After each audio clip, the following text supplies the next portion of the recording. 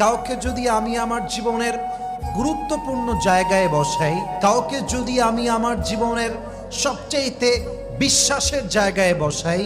কাউকে যদি আমার জীবনে আমি আমার জীবনের চাইতে বেশি ভালোবাসি এবং সেই মানুষটা আমার ভালোবাসার মূল্য বোঝে না, আমার গুরুত্বের মূল্য বোঝে না, আমার সঙ্গে মিথ্যা বলে, আমার সঙ্গে বেঈমানি করে, আমার সঙ্গে চিট করে, আমাকে অবহেলা করে, মাথায় রাখতে হবে সে মানুষের সঙ্গে থাকার চাইতে একা বাঁচা 1000 গুণ বেশি উত্তম। ঠিক কিনা বলেন?